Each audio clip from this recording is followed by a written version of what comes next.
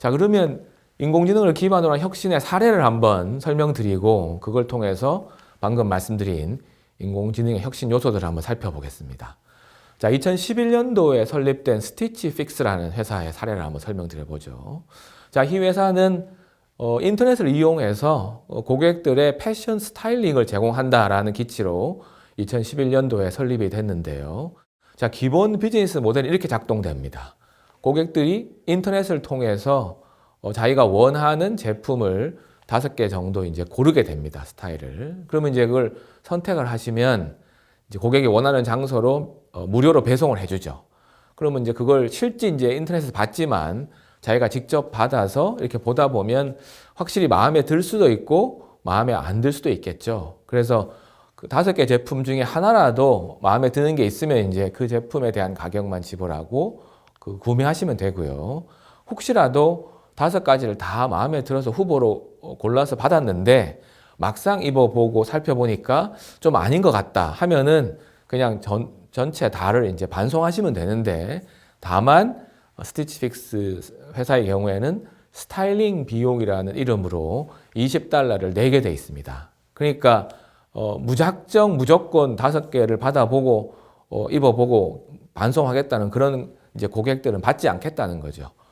본인이 $20 정도 비용은 스티치픽스에서 추천하는 그런 스타일링 제안을 한번 받아보고 내가 선택할 수도 있고 거부할 수도 있지만 전부 다 거부했을 경우는 스타일링 비용 $20를 이제 지불해야 되는 그런 형태로 비즈니스가 짜여져 있고요. 애초에 스티치픽스는 그런 고객들의 자기가 원하는 스타일이나 자기 신체에 대한 데이터들을 넣어주면 전문 스타일리스트들이 그분의 데이터를 살펴보고 이제 그거를 기반으로 해서 이제 추천해주는 그런 걸로 처음엔 사업을 시작했었습니다. 자, 하지만 여러분도 상상할 수 있겠죠. 수많은 고객들이 각각 자기가 원하는 스타일이 다 다른데 전문 스타일리스트들이 그걸 전부 다 해결한다는 게 쉽지 않지 않습니까? 그래서 이 부분을 조금 더 개선할 수 있지 않을까를 고민하다가 이제 스티치픽스가 선택한 액션이 뭐였냐면 넷플릭스에서 한 분을 스카우트합니다. 물론 이제 이분이 상징적인 분이죠. 이분 혼자서 일한 건 아니지만 상징적 인물을 한 명 스카우트하는데, 이분이 이제 넷플릭스에서 2009년부터 2012년까지 일했던 사람인데요. 자, 직함이 좀 흥미롭습니다. 직함이 영어로 하면 바이스 프레지던트, 부사장인데 어떤 부사장이냐면 데이터 사이언스 앤 엔지니어링이라고 하는 직함을 가진 부사장이었어요. 사실 데이터 사이언스 앤 엔지니어링은 학교에서 더 많이 쓰는 용어거든요. 그 가장 넓은 의미의 인공지능을 포함한 가장 넓은 의미의 학문 분야를 우리가 데이터 사이언스라고 표현을 합니다. 그래서 데이터 사이언스와 엔지니어링, 뭐 거의 대학교의 학과 이름 같은데요. 그걸 맡은 부사장, 이분의 이름이 이제 에릭 칼슨이라는 분인데 이분을 전격적으로 스티치픽스가 스카웃을 했어요. 그래서 직함을 치프 알고리즘 오피서, 느낌이 오시죠? 보통 우리가 그 경영진을 붙일 때 치프라는 말을 쓰죠. 그래서 만약에 CEO, 사장님 같으면 치프 이그제큐티브 오피서고, 운용 책임자면 뭐 치프 오퍼레이션 오피서 이런 식으로 표현을 하는데, 이분은 이제 알고리즘에 관한 전체적인 책임자니까 뭐 한마디로 스티치픽스의 AI에 관한 것을 이분이 이제 책임진다, 이런 형태로 임용을 한 거죠.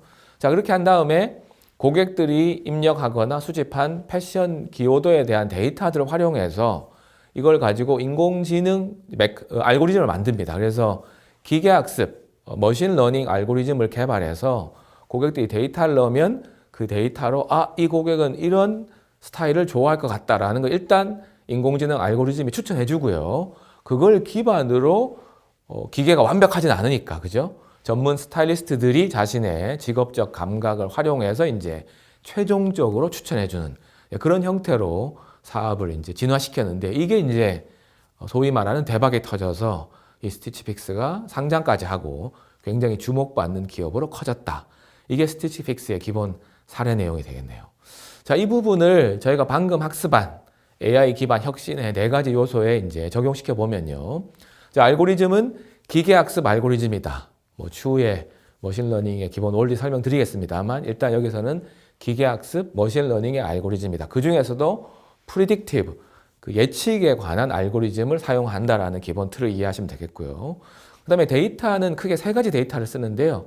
일단 사이트에 들어가서 본인이 주문할 때 클라이언트 데이터라고 해서 고객들이 직접 입력한 자신의 스타일이나 신체에 관한 치수 뭐 이런 것들에 관한 데이터가 있고요.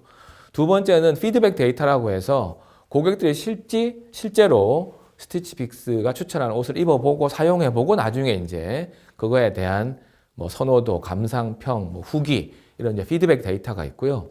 자, 머천다이즈 데이터는 스티치픽스가 자사 브랜드 옷만 활용하는 것이 아니고 여러 가지 다양한 브랜드의 옷을 취급하니까 그 브랜드에 가진 회사에 관련된 데이터들을 우리가 머천다이즈 데이터라고 해서 그 내용도 데이터로 쓰고 있다 이렇게 보시면 되겠고요.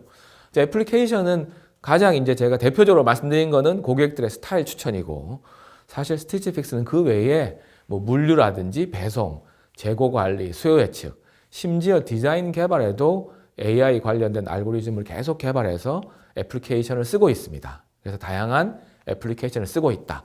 그 중에 가장 고객 입장에서 눈에 확 띄는 건 이제 고객의 스타일 추천이 되겠죠. 그리고 이런 세 가지를 합친 궁극적인 스티치픽스의 비즈니스 모델은 이제 기본적으로는 구독 서비스, 그러니까 회원 가입을 해서 월 정액을 내고 사용하는 구독 서비스고요. 회사가 지향하는 비즈니스의 업의 정의는 퍼스널 스타일링 서비스를 제공한다. 고객들의 스타일링을 회사가 제안해 주겠다. 이렇게 이제 이해하시면 되겠네요.